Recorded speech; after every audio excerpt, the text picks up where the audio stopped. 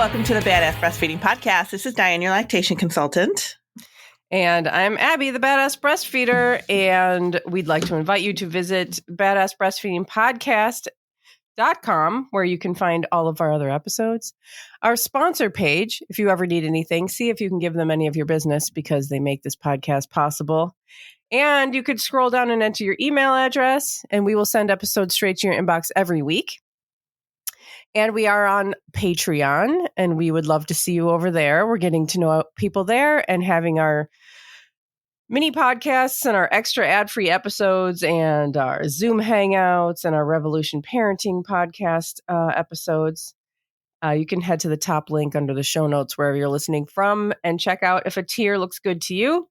And we are still hosting our ongoing giveaway for people who leave reviews around the internet. You can leave a written review at iTunes, stars on Spotify, wherever you're listening from. If you are able to leave a review, take a screenshot and send it to badassbreastfeedingpodcast@gmail.com. And we will send you a goodie bag of podcast stickers and thank you for nursing in public cards. And I think that's all that I have to say. And Dianne has our review of the week. Sorry. Yes, I have a review of the week. Says I started listening after another mom podcast I regularly listen to suggested this one. I am hooked. They have great personalities that keep me listening. I usually listen on Spotify, but wanted to review over here. She left a review on iTunes for us. My baby is currently almost 12 weeks old and he has gotten breast milk and he's only gotten breast milk. In the beginning, this was very tough and I wish I had found the podcast sooner. Yeah. It is really tough, the beginning. It's so hard in the beginning. Sometimes I just look at parents and I'm like, this is so hard. It's so hard. Just everything. When you're not getting any information. Yeah. And you don't feel supported and it just feels like a lot. And I'm so glad you found it. I love that another mom podcast suggested us. I wish I knew who it was. I know. Who was it? So that we can mention them too. I'd love to give them a shout out as well. But I'm glad that you have found your way to get information. Podcasts are a really cool way to get info and to, kind of stay connected. And it sounds like you're on that bandwagon. So I love it. And thank you for leaving this on iTunes for us. It was really helpful. Thank you. Thank you. Our episode today comes from another message, which came with some questions. And we were like, yeah, that's a whole episode. Yeah. Shall I read it and start us off? Yeah, read it for us. Yeah. Okay. Absolutely. It says, I just learned I will need an induction. Can you share more information about someone wanting to breastfeed and having to be induced? The reason I'm being induced is due to fetal growth restriction. The baby may have to go to the NICU. Could you also share advice for women whose babies will be separated at birth and how to stimulate breastfeeding? So it's a bit of a two-parter. Being induced, which is not something that we talk about a lot. We talk about C-sections, but we don't talk about being induced and what that can happen. Yeah, I was thinking about that as I was getting set up today. I'm like, I don't know if we did, I know we've mentioned it or we probably have talked about it here or there, but I don't know if we've done a full episode on being induced. And quite honestly, inductions are so rampantly popular that I'm surprised we haven't talked about it more. Yeah. I'm surprised this didn't come up in another message sooner. Yeah. Because it is so common. And I went through that. So I also don't know why we haven't talked about it. Me too, with my first one. Oh, yeah? And you with Jack. Yeah. Right. It's always with the first. They won't come out. Stamp babies. According to the doctor's timeline. So being induced and then being separated for whatever reason. And how to make breastfeeding work. Yeah. So she's being induced for a specific reason. So there's a lot of different reasons why they induce you. There's a lot. There's being overdue is, one of the main ones. And that's what happened with me. I was overdue a week. Supposedly, I don't think they had my due date right, but that's a whole different thing. And having, medical issues, preeclampsia is another big one, high blood pressure. That's another big reason why they do induce you. Diabetes, gestational diabetes is another reason why they would induce you. But infant growth restriction, fetal growth restriction, that can happen. And that just means that the baby isn't growing anymore or not growing the way that they want them to grow. And sometimes they take the baby early when that happens too. So she didn't mention whether or not the baby was going to be early, just that the baby might have to go to the NICU.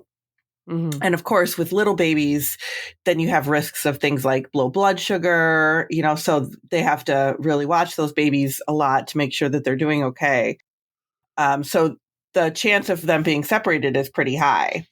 But inductions themselves are hard because they can be long. Was yours long? Was it? Yeah, I think it was like 30 hours from start to finish.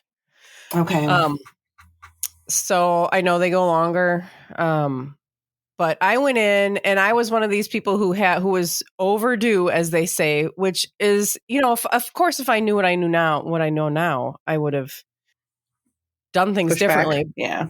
But, they tell you like, oh, you're overdue. Here's your 40 weeks and you're a week after your due date. When the due date is an estimate to begin with, they don't know when the sperm worked its way into the egg. They're guessing based on a whole host of things. And maybe it's a good guess. Who knows? But you don't even think they had yours right. So, No, we don't even it's just an estimate. So when they say that you're a week overdue, it's like, first of all, it's like they can't make something solid that's based on an estimate. And I was like, it was my first, I was really uncomfortable. I was just like, get this baby out of me. I kept showing up to my weekly appointments and I would look at her like I would blame her that my baby was still inside. I would just look at her like, ugh. And she's like, okay, let's, we're going to do something about this. And then she would be like, well, let's just wait, because she was a resident and she was like, we should wait. She was younger. She probably had some more updated information. She was like, let's just wait. It's okay. He's going to come. It's going to come. It's going to happen. And I was just like, I need this baby out. Let's do it now. Let's go. I want this baby out. I don't care what you have to do. And so I went in for this at 42 weeks. I went in for that like stress test thing, where they make sure the baby's okay. Yeah. I don't know why. I guess just so they could charge me for it, because then everything was fine. And they were like, okay, well, we're just going to induce you. And I said, well, what do you, I said to her, I was like, you said that we should wait. And she was like, well, whoever her boss is, she was like, well, he has more experience than I do. And he thinks that we should induce. And like, she didn't have a choice. Yeah. But I think if it was her choice, she would have tried to convince me to wait. But me and her boss were like, So then we went, I got the Cervidil, was induced with the Cervidil. She gave me whatever you do, stuck it in there. And after several hours, nothing happened. So she gave another one. And then, from there, it was 30 hours later of torment and awfulness that Jack finally arrived. Yeah. And then they said that because I was induced, I didn't have enough milk, and that Jack was crying because he was hungry, and that I needed to use formula. And I imagine that's really common. That's incorrect and also really common. Yes. Yes. And mine was like, I was at 41 weeks, and they did they didn't do any ultrasounds. I think I told you that, right? They didn't do any ultrasounds throughout my pregnancy. Oh. Not one. Oh, yeah. I remember that, because you were like in the Army hospital and they were they just weren't into it or something. They just weren't doing it. Yeah. They didn't want to pay for it or something. We don't do this here, is what they told me. So I'm like, okay, whatever.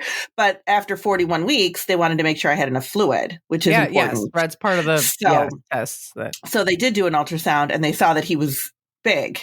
And they thought he was going to be too big. So then my doctor was trying to convince me to just do a C-section, which I was refusing to do. They said he was going to be over 10 pounds, which I was like refusing to do a C-section. So they induced me, and that took, I think it was about 27 hours for me. And he was born, and then he weighed 8'11", which wasn't 10. It's big, but it's not over 10 pounds. No, he was over a pound off. I know. And I remember looking at my doctor, who I really liked, but I looked at him and I go, I would have been so mad at you if we had done a C-section and he was 8.5 pounds. Like that Oh was, my God. Yeah. I would have been really mad about that. And then after he was born, so after babies are born, or once they are born, they can kind of assess their age, gestational age, by the way they're behaving. So he was like, yeah, we probably were off on your due date because he seems a little bit younger than than the 41. And I'm like, I know. That's so infuriating. Like, oh yeah, you're probably right. Oh, I'm just like a doctor with all these years of education and you're trusting everything to me, but I don't know. That's so obnoxious. I know. I was like, yeah, I know. I told you I was off on the due date, or that they were off on the due date. But I've had clients who went through 3 days of induction, because sometimes things are just not ready, especially if it's a situation where they're like, okay, your blood pressure's high, we need to get the baby out, or it's a, infant growth restriction, we need to get the baby out, and your body's just not ready yet. Yeah. And it can just take a little bit longer. And it's like, you just there for several days waiting for this things to happen. Well, yeah, and because we don't realize that, like, as you're getting closer to giving birth, like all of these things start happening. The baby starts to descend, the cervix in those areas start to soften. You have all these. I'm not an expert at all, so there's all kinds of things that happen, and like you're like when you're inducing a birth, you're pushing against all of that stuff. That, and it could be that the baby was, maybe you're about to go into labor and things are softer and things are easier to move along. Maybe. I don't like, Jack was like up there. He was like he was like tightly in, and like you have to push against all of that. That's not ready. Yeah. Yeah. And it can be really traumatic to you and, and the baby. And of course there are totally medical reasons to do it. Like, obviously. Oh, absolutely. There's a reason to do it. Yeah, there absolutely is. And it's, it's just really difficult, especially if maybe you might not be ready, I've had patients that went for their stress tests or whatever, and they were like, all right, we're just going to induce you right now. And they were like, I'm not ready. Like, you're just mentally like got to get in that space of being ready for this to happen, especially if you're a couple weeks early. Yes. Yeah. Then you really need to get yourself in this mind space of you're going to be induced. But the thing about inductions is that it can lead to a host of other interventions. No, and that's what interventions do, right? They invite more interventions. Right. And that's what usually causes issues. Yeah, that's the problem, because you rarely are just, it's hard to be induced without any other intervention. Mm-hmm. Yeah. I really feel like the majority of people, and I'm just going by my experience because I've worked with a lot of families, but the majority of people, when you get induced, it does lead to more and more intervention, and you just can't get away from that. It's really hard. Yeah. Yeah. Hard. I tried to, I wanted to do like natural. I didn't want an epidural, not because I had any kind of sense of natural birth or anything like that. I took a birthing class and they refused to show us the epidural. How's that word? They refused to show us the needle. She's like, no, I'm not going to show it to you. And I was like, if you can't show it to me, then you can't put it in my body. That's freaky. Mm-hmm. And I was like, no, I don't want it. I don't want it. And I was induced and I was in like heavy, heavy labor, screaming at the moon before I would just started begging for an epidural, because it's not, I mean, like, and it's also, it doesn't happen naturally. So there's no sense of like, here it's coming on slowly. Here's what it's going to feel like. Here are some like things that you can do while you're having a contraction. Like, it just comes on and kind of haphazardly because you've been induced. And it felt, having had a natural childbirth later, I realized that there was absolutely nothing natural feeling about those contractions. I don't even think I had contractions. It was just like pain. It wasn't like pain coming and going, like the contractions coming and going. None of that happened. And I just got so desperate that I begged for an epidural. And then they gave me the epidural. And then I fell asleep for a little while, which, okay. I know, weird. And then I had to have Oh, no. First, I started shaking. He gave me the Oh, epidural yeah. and I was on the table just shaking. And I was like, oh my God. And she's like, are you cold? And I was like, I don't know. No, I'm not cold. I just can't stop shaking. And she's like, oh, that's just because you were doing labor naturally for too long. And I was like, What? That's what she said. Yeah, you were just in natural labor too long. Because she was the one who told me when I said I didn't want the epidural, she was like, you can't do that. You can't not have an epidural. You'll be in too much pain to have the baby. That's what she told me. So then she said, oh, I just did it too long. And then I stopped shaking and I fell asleep. I don't know if I fell asleep, something like that. And then, before the epidural, I didn't want the epidural. So I took the Stadol and I was having like those day trips. I was having like, it was horrible. So then I had the epidural. And then, of course, labor stops, right? So then I have the Pitocin. And it's like, you just can't, it starts to pile on, which is the point 2 minutes ago. Yeah. And that's kind of how mine was, except I had morphine instead of Stadol. Oh, yeah. They said, oh, it'll just take the edge off. Because I was trying to hold off as long as I possibly could as well. And then when I finally did do it, it was several hours in, but I probably could have gone without it if I could have moved. But you're in bed and they've got IVs in you because they're putting the medication and you can't get up and move around and you can't get up and walk and you can't get in different positions. And that really helps when you can get into different positions. It helps the baby to move down. It helps you to deal with things a little bit easier. And when you can't do that, you're just sitting there thinking about how much pain you're in. Yeah. And it's not helping the baby be born. I mean, natural, induced, whatever, you need to be moving. You need to be not flat on your back.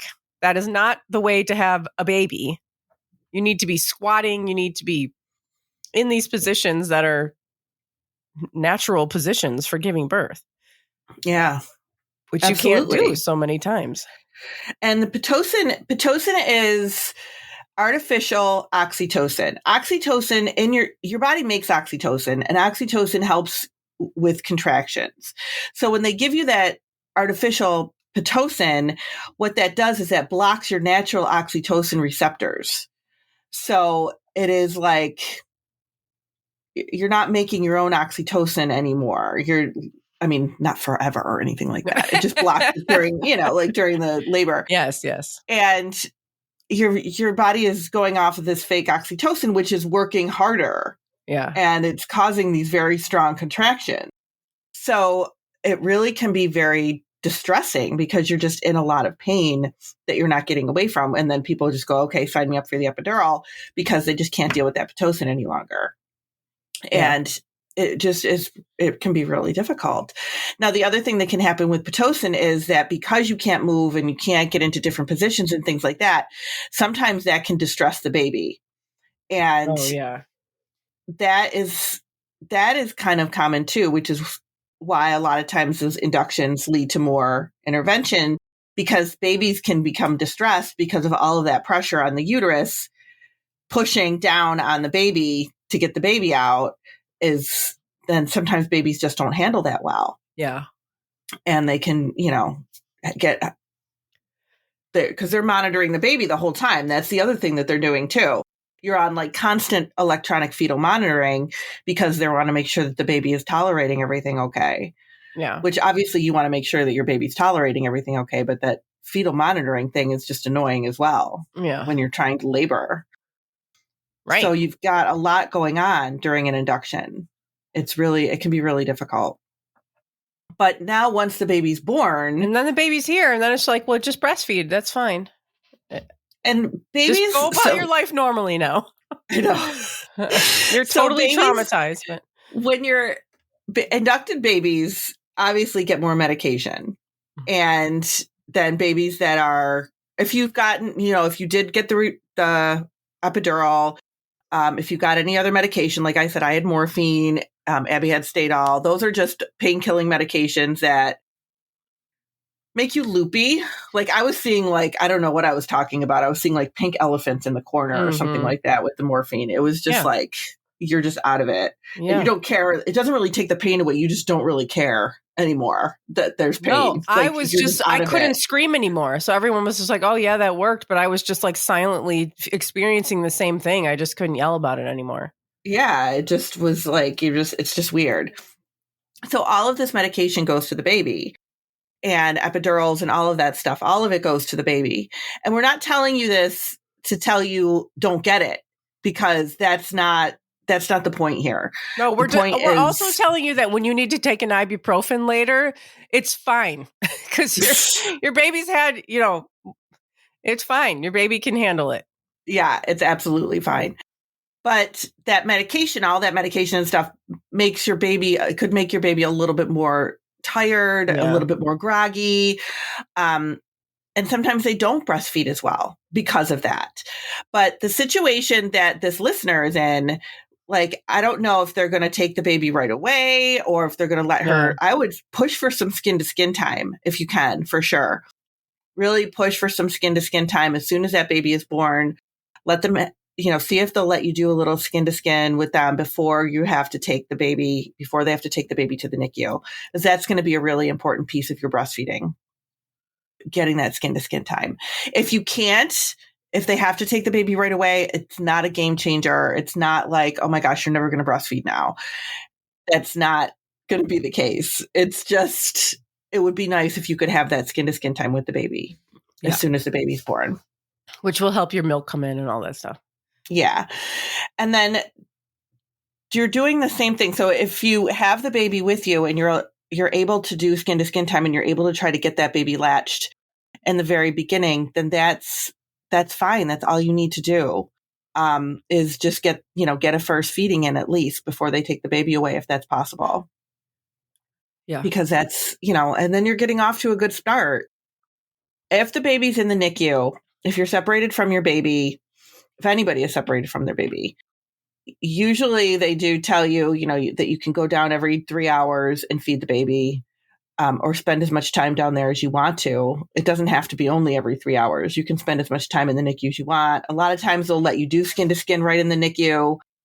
Spend as much time with your baby as you possibly can. It's hard if you've had a C-section. If an induction leads to a C-section, that can be difficult to get to the NICU and all that stuff. But they'll give you a wheelchair. They'll let you, depending on where the NICU is, they'll give you a wheelchair. They'll let you get down into they'll let you go into the NICU to see your baby. They're never not going to tell you can't come in and see your baby, or that you can't come in and feed your baby. You can't come in and be with your baby. So definitely spend as much time there as you can tolerate with your baby, and try to do, usually they have people there that can help you to latch your baby while you're in the NICU. It can be a little bit difficult because they have the babies hooked up to stuff depending on what's going on. Maybe your baby needs glucose, maybe they need, IV fluids.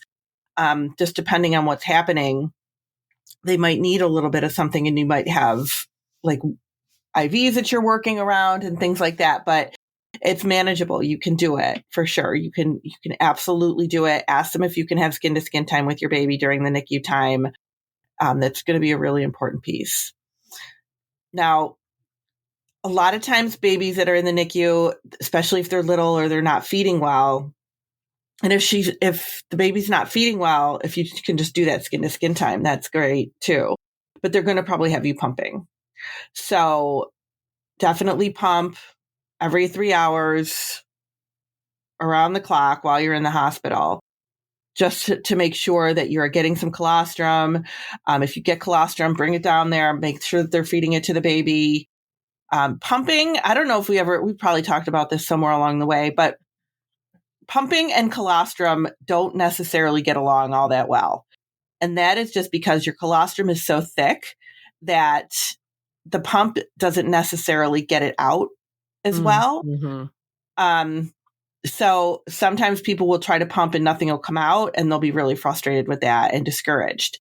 Don't get discouraged. Really try hard not to get discouraged if you're not seeing much happen. Plus, your body goes through so much trauma too. And as soon as you hook up to a pump, it's not just going to all of a sudden start flowing all so easily. Yeah. Your body has to get used to the whole pump thing, and it's not the baby. So What about hand expressing? Is that sometimes easier for people? That's much better. I was just going to say that. Oh, If you can hand express, because the pump does not manipulate the milk ducts the way your hands can, the way the baby can. So hand expression, especially for colostrum, is way more productive. Mm-hmm. So find some videos on hand expression and do some hand expressing. And I was going to say, you could just Google it right there. Oh, yeah. Put it on YouTube, and there'll be plenty of videos of, you can just pick one and do what they're doing. Oh, yeah, absolutely. And that is way, way better for your body and for getting out that colostrum for the baby. You can do, if you are, depending on where you are in your pregnancy, you can do antenatal hand expression or antenatal expression too. You can do that after 36 weeks.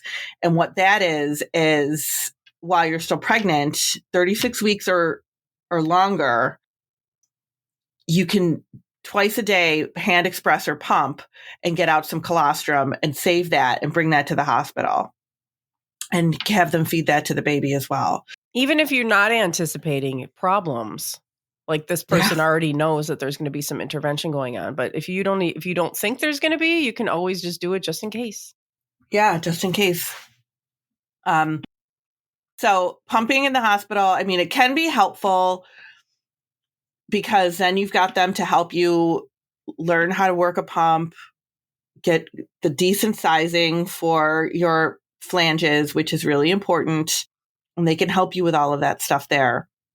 But the important thing is that if you are pumping, if you choose to pump instead of hand express, that you do it, because it's really easy to go, oh, let me just sleep this time. It's really easy to kind of push it off if your baby's not sitting right there next to you. But it's really important to keep up on all of this stuff and to see your baby as much as possible and to go into the NICU as much as you can, do that skin to skin time, make sure that you're getting some good holding time with your baby, that you're getting some good, latch time with your baby, and getting that stimulation that you need, that your body needs to encourage that milk supply is going to be a really important piece of things. Yeah. And your body will make colostrum. It will make milk, even though you were induced. That's what I was told, that I wasn't making milk because I had been induced. And that is just not true. No, that is ridiculous. It has nothing to do with it. Right. It's the passing of the placenta that signals to your body. Yeah. It's time to make milk. Yeah. And then it happens. And there's, there might be, we just talked about all of the reasons why breastfeeding might be interrupted, but there are things happening in your body. Yeah, it's all hormonal. I mean, it'll happen a lot better if we're stimulating. Right. And if your baby's separated from you and you can't feed on demand and they're little and maybe not sucking as strongly as we need them to, that's why we need to interfere with pumping or hand expressing. But your body's still going to do what it needs to do. It just might need a little bit more help. Yeah. Getting there. But the milk is still there. It's still going to come. And there are reasons why you might be recommended formula and need to go that route in the hospital, right?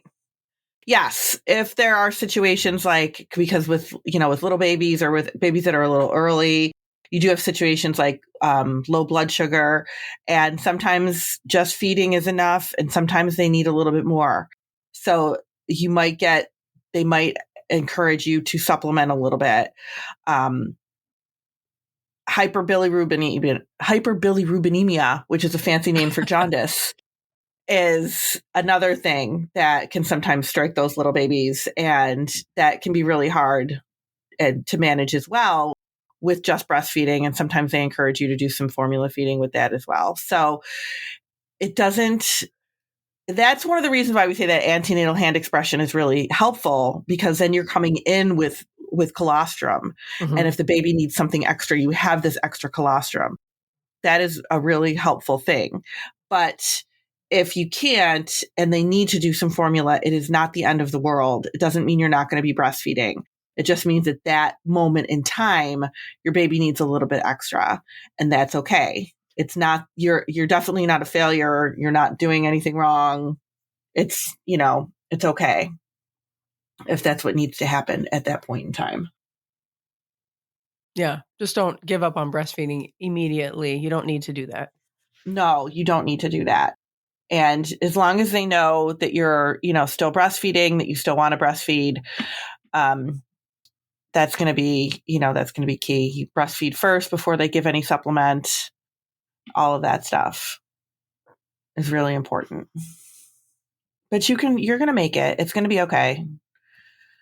You'll get there. Yeah. It's scary. You've got the because you don't know information what's now. going to happen. Yeah. And it can feel scary because you don't know what's going to happen. You're going to be like, oh my God, I'm being induced. What happens next? Yeah. But it can feel a little bit scary, but it'll be okay. We've both been there and been through it. And we both had successful breastfeeding relationships with our babies afterwards. Yeah. So it can definitely be okay. Thanks for listening. Thank you. Bye.